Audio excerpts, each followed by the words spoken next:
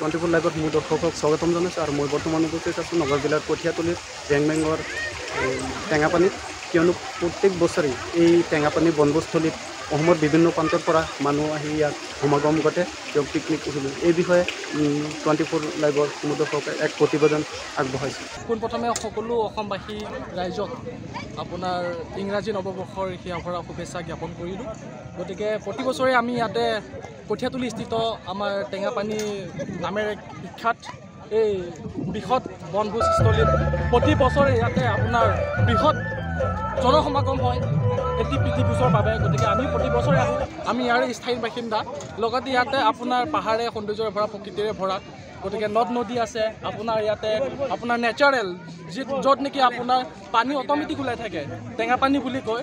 চবতকৈ জনপ্ৰিয় আৰু বিখ্যাত এটি নাম টেঙাপানী। গতিকে সকলো অসমবাসী ৰাইজক আমি ইয়াৰ স্থায়ী বাসিন্দা হিচাপে, যুৱক যুৱতী বা নতুন প্ৰজন্ম হিচাপে আমি এটাই আহ্বান কৰোঁ, সকলো ৰাইজকে ইয়ালৈ আপোনাৰ এটি সৰু সুৰাকৈ হ'লেও প্ৰীতিভোজৰ আয়োজন কৰি ইয়াতে মনোৰঞ্জন উপভোগ কৰিবলৈ আমি আন্তৰিকতাৰে জ্ঞাপন আদৰণি জনাইছোঁ। সকলোকে নৱবৰ্ষৰ প্ৰীতি আৰু সম্ভাষণ জ্ঞাপন কৰিছোঁ। আৰু আজি বছৰৰ প্ৰথম দিন আৰু প্ৰথম দিনটোত আমি কঠীয়াতলী টেঙাপানীত উপস্থিত হৈছোঁ। আৰু কঠীয়াতলী টেঙাপানীত অসমৰ ভিন্ন প্ৰান্ত, নগাঁৱৰ ভিন্ন প্ৰান্তৰ জিলাৰ পৰা, লগতে কঠীয়াতলীৰ আপোনালোকে দেখিছে কঠীয়াতলীৰ ভিন্ন প্ৰান্তৰ ৰাইজ আহি উপস্থিত হৈছে ইয়াত এসাঁজ সকলোৱে পৰিয়ালৰ লগত এসাঁজ খাবৰ বাবে।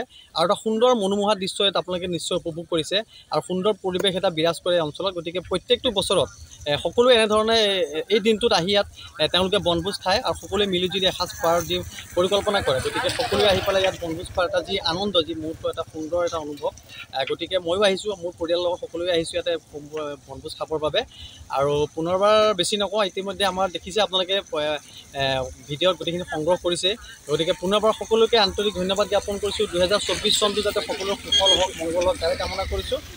ধন্যবাদ। পোনপ্ৰথমে সকলো অসমবাসী ৰাইজক আপোনাৰ ইংৰাজী নৱবৰ্ষৰ সেয়া ভৰা শুভেচ্ছা জ্ঞাপন কৰিলোঁ।